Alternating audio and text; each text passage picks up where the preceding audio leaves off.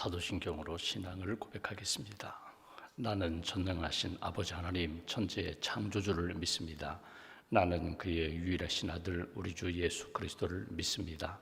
그는 성령으로 잉태되어 동정녀 마리아에게서 나시고 본디오 빌라도에게 고난을 받아 십자가에 못 박혀 죽으시고 장사된 지 사흘 만에 죽은 자 가운데서 다시 살아나셨으며 하늘에 오르시어 전능하신 아버지 하나님 우편에 앉아 계시다가 거기로부터 살아있는 자와 죽은 자를 심판하러 오십니다. 나는 성령을 믿으며 거룩한 공교회와 성도의 교제와 죄를 용서받는 것과 몸의 부활과 영생을 믿습니다. 아멘. 찬송가 408장 찬송하겠습니다. 408장입니다.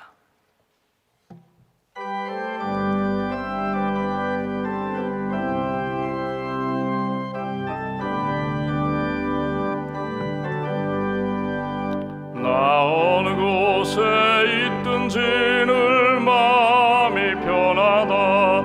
주 예수 주신 평안함 늘 충만하도다. 나의 마음속이 늘 평안해. 나의 마음속이 늘 평안해. 악한 죄 파도가 많으나 마음이 늘 평안해. 내 맘의 손은 영생수 한없이 흐르니 목마름 다시 없으며 늘 평안하도다. 나의 마음속이 늘 평안해. 나의 마음속이 늘 평안해. 악한 죄 파도가 많으나 마음이 늘 평안해. 참되신 주의 사랑을 영원치 못하네.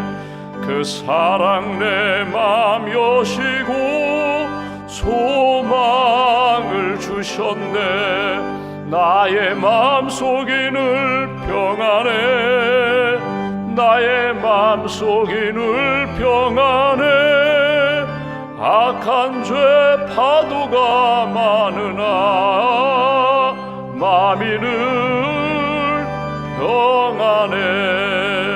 주 예수 온갖 고난을 왜 몸소 당했나. 주 함께 고난 받으면 멸류관 얻겠네. 나의 마음속이 늘 평안해. 나의 마음속이 늘 평안해. 악한 죄 파도가 많으나 마음이 늘 평안해.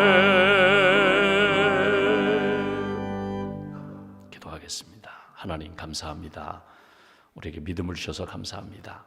하나님과 예수님에 대한 복음을 듣게 하시고 믿게 하시고 또 믿음으로 주님 의지하며 믿음으로 구원의 확신을 갖고 하나님 앞에서 살게 해주셔서 감사합니다. 하나님 우리에게 사랑의 은사와 열매를 주셔서 감사합니다. 가족을 사랑하게 하시고 이웃을 사랑하게 하시고 성도를 사랑하게 하시고 또 아직 복음을 듣지 못한 영혼들을 가슴에 품고 사랑으로 기도하고 사랑으로 섬길 수 있도록 사랑의 은사로 날마다 우리 심령 가운데 채워주시고 이끌어 주셔서 감사합니다. 천국의 소망을 주셔서 감사합니다. 이 땅의 삶이 전부가 아니라 마지막에 주님 앞에 서는 날이 있고 또 주님의 품에 안기는 날이 있고 또 신령한 몸으로 부활할 그날을 우리에게 약속해 주시고 천국의 소망, 부활의 산 소망으로 살게 해주셔서 감사합니다.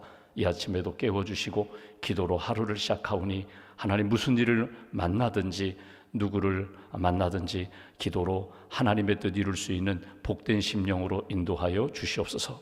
내가 산을 향하여 눈을 들리라. 나의 도움이 어디서 올까? 나의 도움은 천지를 지으신 여호와 하나님에게서 있다고 시편의 저자가 고백한 것처럼 하나님 우리가 땅에 매여 사는 인생이 아니라 주님을 바라보고 하늘의 영광, 하늘의 은혜를 바라보며 살아가는 하나님의 사람들, 영적으로 하나님이 기뻐하시는 믿음의 사람들로 굳게 붙들어 주시옵소서. 하나님 명절을 맞이했습니다. 이 연휴 기간에 가족을 만나고 친지를 만나고 또 서로 교제하는 가운데 우리에게 주신 기도하며 사랑하며 화목해하는 직분을 잘 감당할 수 있도록 은혜를 더하여 주시옵소서. 하나님, 우리 가정이 아브라함과 같은 믿음의 가문이 되기를 소망합니다. 하나님을 잘 믿고 예수님을 믿고 예배하는 가정 되기를 소망합니다.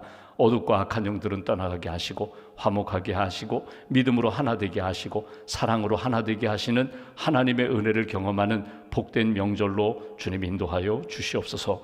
이 아침에도 우리가 가지고 있는 기도 제목을 가지고 주 앞에 엎드렸습니다. 구하라, 찾으라, 두드리라. 우리가 기도할 때 하나님 반드시 응답해 주실 줄 믿습니다.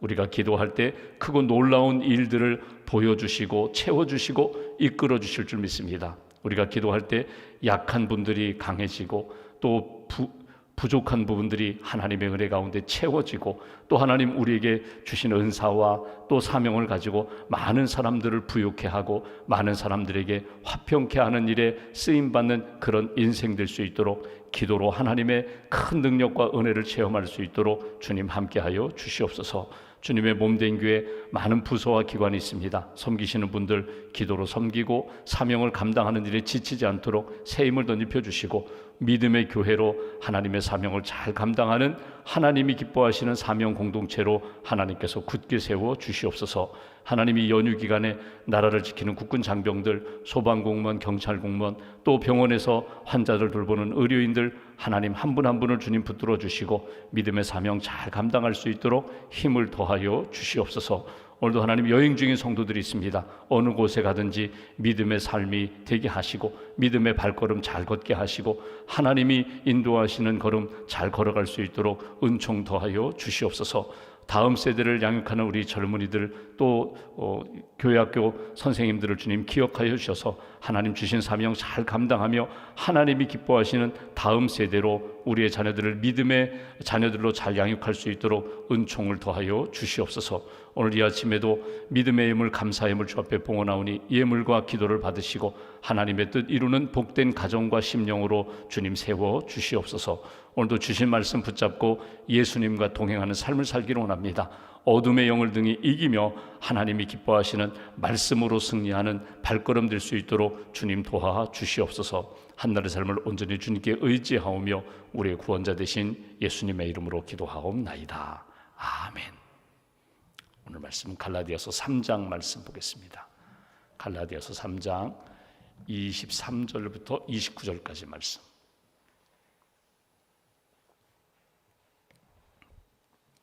갈라디아서 3장 23절부터 29절까지 말씀 함께 봉독하겠습니다.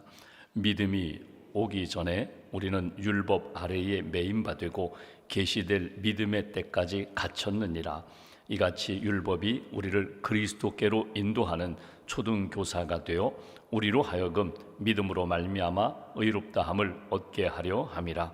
믿음이 온 후로는 우리가 초등교사 아래에 있지 아니하도다. 우리가 다 믿음으로 말미암아 그리스도 예수 안에서 하나님의 아들이 되었으니 누구든지 그리스도와 합하기 위하여 세례를 받은 자는 그리스도로 옷 입었느니라. 너희는 유대인이나 헬라인이나 종이나 자유인이나 남자나 여자나 다 그리스도 예수 안에서 하나이니라. 너희가 그리스도의 것이면 곧 아브라함의 자손이요 약속대로 유업을 이을 자니라. 아멘. 주님의 은혜와 평안이 여러분과 함께 하시기를 기원합니다. 오늘 말씀에는 두 가지의 상황 속에서 나는 어디에 속한 사람인가, 나는 어디에 속해야 되는가 하는 말씀을 우리에게 주십니다. 하나는 오늘 여기 율법 아래에서 사는 인생이 있는가 하면 또 하나는 예수 안에서 사는 인생이 있다. 율법에 매여서 사는 그런 사람들이 있는가 하면 예수 안에서 주님이 주시는 은혜와 주님이 주시는 새로운 신분을 가지고 사는 그런 인생이 있다. 그러니까 율법 아래 또 예수 안에 이 두 가지를 비교하면서 너는 예수 안에서 사는 인생이 되어야 한다. 이 갈라디아 교회 성도들에게 사도 바울이 복음을 전하면서 이 갈라디아 교회 안에 유대인들이 있거든요. 유대인이 있는가 하면 이방인이 있습니다. 유대인들은 율법에 대한 전통, 율법에 대한 지식, 율법에 대한 관습에 이렇게 묶여가지고 눌려있는 그런 인생들에게 율법 아래에 매여 있는 인생이 아니라 이제는 여러분이 예수 안에서 자유와 평안과 새로운 신분, 하나님의 자녀, 하나님의 백성이라는 신분을 가지고 하나님이 기뻐하시는 삶을 살아야 합니다. 이렇게 권면하는 내용이 오늘 본문의 내용입니다. 한번 23절, 24절 말씀 먼저 읽으면 이렇게 표현합니다. 믿음이 오기 전에 우리는 율법 아래에 매임바 되고 계시될 믿음의 때까지 갇혔느니라. 율법에 매이고 묶여 있고 율법에 갇혀 있는 그런 인생. 24절, 이같이 율법이 우리를 그리스도께로 인도하는 초등교사가 되어 우리로 하여금 믿음으로 말미암아 의롭다함을 얻게 하려 함이라. 율법이 마치 비유를 들어서 초등교사와 같이 우리를 그리스도께로, 구원자에게로 인도하는 역할을 한다.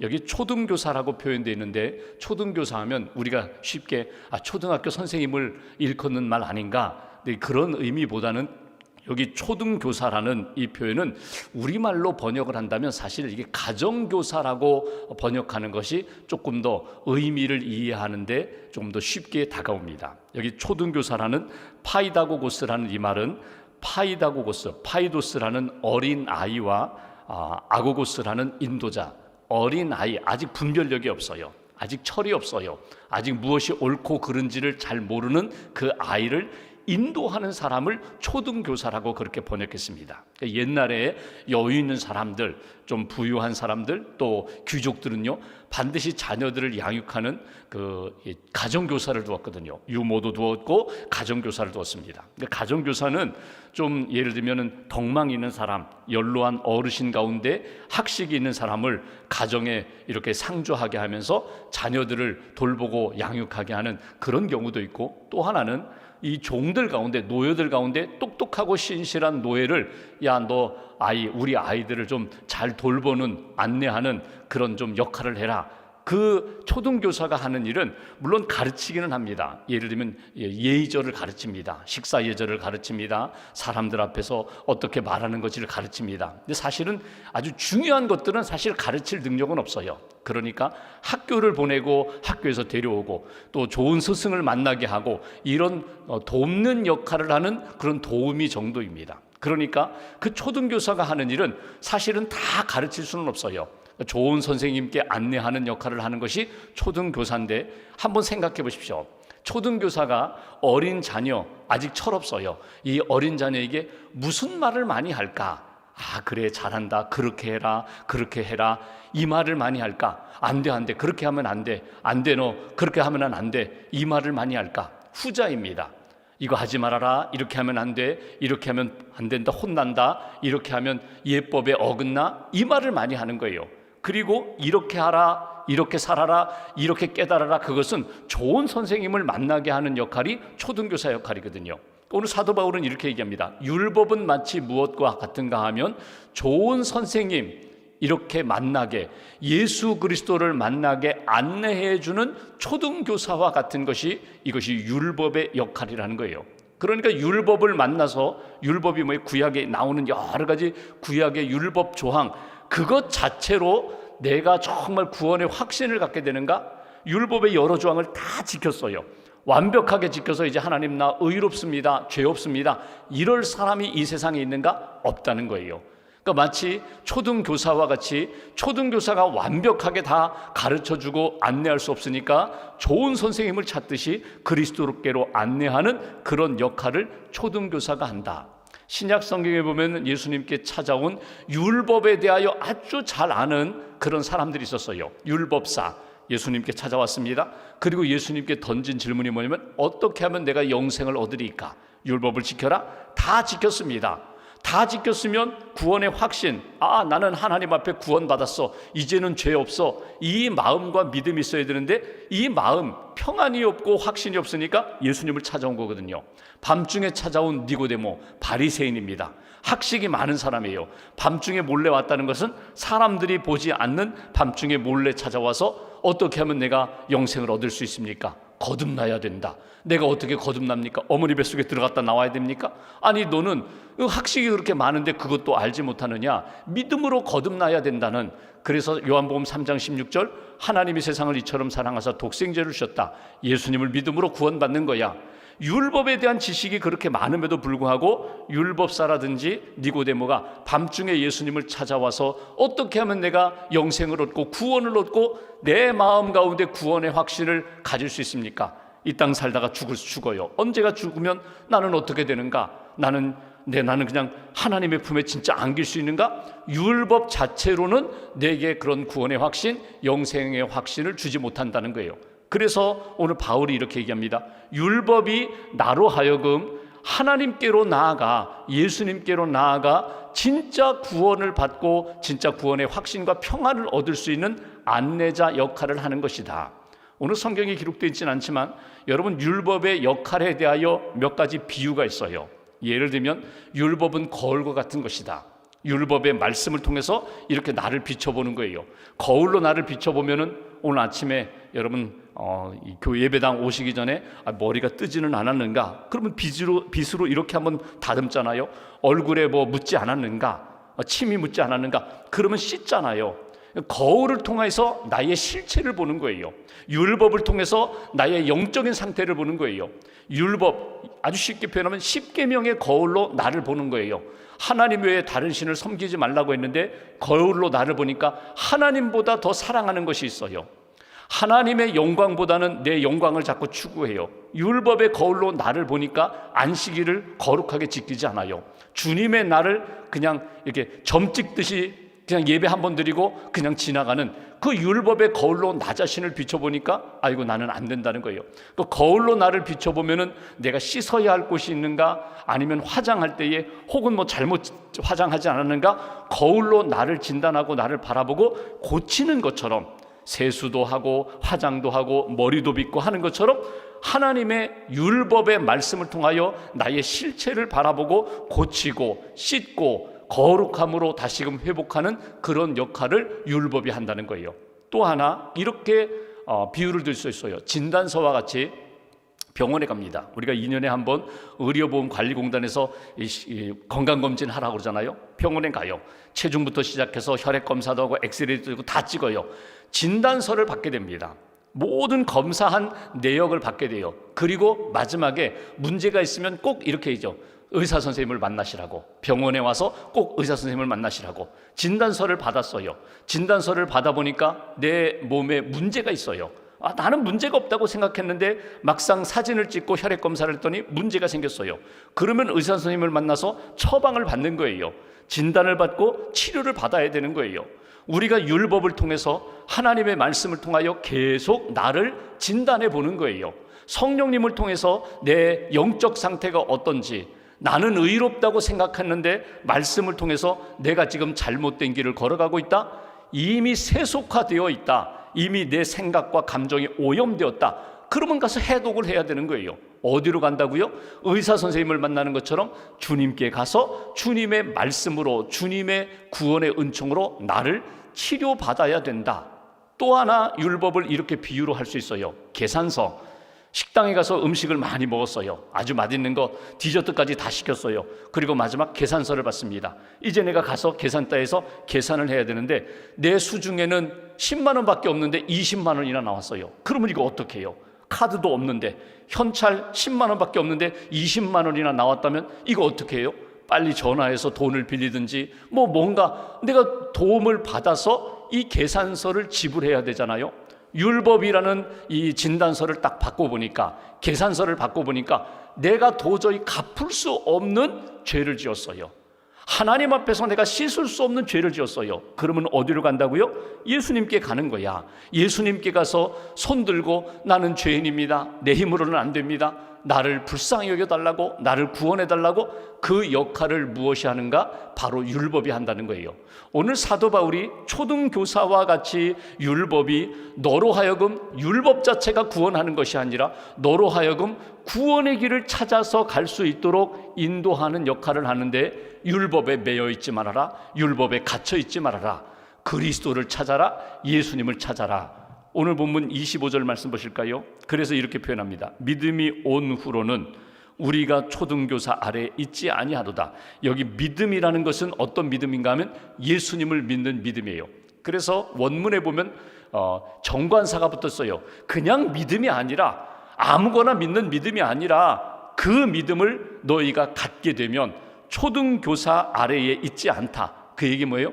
예수 그리스도를 믿고 예수 그리스도를 믿음으로 구원받는 우리들은 예수님의 십자가, 예수님의 사랑, 예수님이 내 모든 죄를 씻어주셨다는 것을 확신하는 사람은 이제는 초등교사에 매이지 않고 어디에 간다고요? 예수님과 연결된 삶을 산다는 거예요. 오늘 쉐마가 나는 포도나무여 너희는 가지. 내가 예수님과 연결되어 있어요. 그러면 예수 그리스도를 통하여 주시는 은혜를 받아요. 말씀을 받아요. 은혜를 받고 말씀을 받으면 예수님이 주시는 반드시 열매가 있거든요. 내가 주님과 연결되어 있으면 무엇이든지 원하는 대로 구하라. 약속의 말씀을 붙잡고 예수님의 이름으로 기도하는 거예요. 그러면 세상이 주지 못하는 구원의 은혜, 평안의 은혜, 내 삶의 모든 문제를 그분이 해결해 주신다는 거예요. 이게 오늘 우리에게 주시는 메시지예요. 그러니까 사도 바울이 갈라디아 성도들에게 여러분 율법에 매여 있지 말고, 율법에 갇혀 있지 말고, 율법으로 인하여 어둠의 영에 묶여 있지 말고, 오히려 그것을 거울 삼아서, 그것을 선생님 삼아서, 그것을 진단서 삼아서 누구에게 가라? 예수에게 가라. 예수와 연결되어 있으면 너희들이 은혜와 평안을 누리게 될 것이다. 26절 이하의 말씀 보십시오. 예수 아래에 있는 사람, 예수님을 믿으면 26절 너희가 다 믿음으로, 예수님을 믿음으로 말미암아 그리스도 예수 안에서 하나님의 아들이 되었으니 자녀가 되었다는 거예요. 하나님의 구원받은 백성 자녀가 되었다. 또 27절 누구든지 그리스도와 합하기 위하여 세례를 받은 자는 구원받고, 하나님 앞에서 죄를 용서받고 세례받고 구원받은 자는 그리스도로 옷 입었느니라. 하나님의 아들이다. 그리스도의 옷을 입었다. 신분이 바뀌었다는 거예요. 탕자가 집으로 돌아왔을 때 아버지가 옷을 갈아입히고 신을 갈아 신기고 가락지를 끼워줬어요. 이게 신분이거든요. 너는 이제 아들이 되었다는 거예요. 내게 돌아왔으니, 나와 하나가 되었으니, 내 집으로 왔으니 너는 이제 세상 사람이 아니라 너는 이 집의 아들이 되었다. 상속자가 되었다. 이게 예수 그리스도를 믿고 하나님 앞에 돌아온 사람들이 받는 은혜요, 하나님의 역사입니다. 그러니까 예수님을 믿으면 우리 안에 어떤 역사가 나타나는가? 너는 이제 세상에 속한 사람이 아니라 하나님께 속한 사람이다. 세상의 아들이 아니라 너는 하나님의 백성, 하나님의 아들, 그리스도인이라는 사실을 잊어버리지 말아라. 이것이 주시는 메시지예요. 한 가지 더 보면 오늘 말씀 이렇게 표현합니다. 오늘 요절과 같은 말씀인데, 그리스도 안에 있으면 28절 너희는 유대인이나 헬라인이나 종이나 자유인이나 남자나 여자나 다 그리스도 예수 안에서 하나이니라. 그리스도와 하나가 됐다면 수평적으로 우리 이웃들과의 관계, 이 사람들과의 관계 속에서 혈통이 달라도, 유대인이든지 이방인이든지 이 성별이 달라도, 남자든지 여자든지 신분이 달라도, 종이든지 자유인이든지 너는 그리스도와 하나인 것처럼 우리 모두는 다 하나님의 백성, 하나님의 자녀라는 사실을 잊어버리지 말아라. 하나라는 것, 여러분 하나 좋죠. 하나가 된다는 것 너무나 아름답죠. 근데 우리가 하나가 되고자 하는데, 가정이 하나가 되어야 돼, 부부가 하나가 되어야 돼, 교회가 하나, 성도들이 하나 되어야 돼, 하나 되어야 한다는 것 너무나 좋은 것 알면서도 방향이 달라서 짐을 옮기는데 무거운 짐을 한 사람은 이쪽으로 한 사람은 저쪽으로 똑같이 들고 끌어당기면 움직이지를 못해요. 방향이 달라서, 목적이 달라서, 뜻이 달라서 하나 되지 못하고 분열되는 경우가 많거든요. 너희는 항상 예수 그리스도가 기뻐하시는 방향으로 가는 거예요. 예수님이 주시는 마음을 품고 서로를 위하여 기도하고 격려하고 축복하면서 하나님이, 예수님이 우리 가정의 주인 되심을 고백하면서 하나가 되는 거예요. 명절을 이제 연휴가 시작되고 내일 추석을 맞이하게 되는데 여러분, 우리 가정을 위하여 또 이 아침에도 기도합니다. 하나님, 우리 가정 화목하게 해주세요. 우리 가정 하나님의 은혜와 평안으로 하나 되게 해주세요. 그러면 여러분, 각자의 생각을 가지고 여러분 이렇게 살아야 돼, 이렇게 가야 돼, 주님의 생각과 주님의 방향을 모두가 다 품으면 하나가 되는 거예요. 내 생각이 아니라 주님의 생각으로, 내 삶의 방향이 아니라 주님이 우리 가족들에게 원하시는 방향이 뭘까? 함께 기도하고 함께 대화하고 함께 말씀 붙잡고 예배하고, 그때 우리 가정이 화목하게 되고 우리 가정이 믿음 안에서 하나 된다는 거예요. 갈라디아 교회 안에도 아마 많았을 거예요. 유대인들도 있었고 이방인도 있어요. 자유인이 있는가 하면 종도 있어요. 남자 여자 있어요. 그런데 이 모두가 다른 것들 추구하지 말고 그리스도 안에서 하나됨을 추구하라. 그때의 마지막 29절, 너희가 그리스도의 것이면, 그리스도의 자녀, 그리스도께 속해 있다면 곧 아브라함의 자손이요 약속대로 유업을 이을 자니라. 아브라함에게 주셨던 그 복이 너희에게 임할 것이다. 아브라함에게 주셨던 복이 뭐예요? 믿음의 복이거든요. 땅을 주리라, 자녀를 주리라, 복의 근원이 되리라, 복자가 되리라. 아브라함에게 주셨던 그 복, 그것을 유산으로 받게 되리라, 상속받게 되리라. 오늘 이것이 우리에게 주시는 메시지입니다. 오늘 두 가지입니다.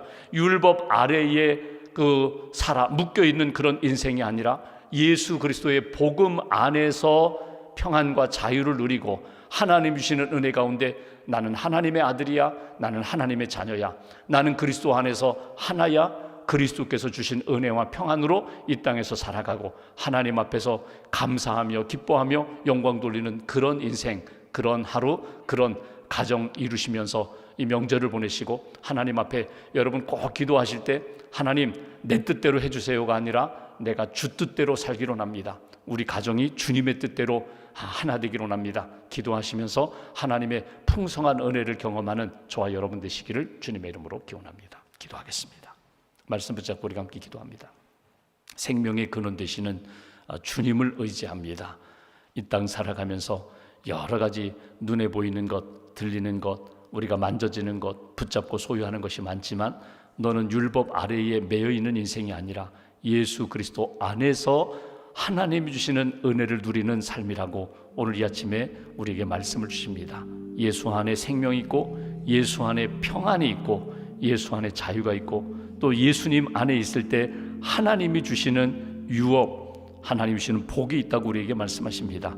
그 은혜와 복을 누리며 살아갈 수 있도록 함께 해달라고 예수님의 이름으로 기도하며 예수님의 이름을 선포하며 우리 가정이, 우리 심령이 예수로 승리하는 그런 인생 되게 해달라고 오늘 말씀 붙잡고 함께 기도하겠습니다.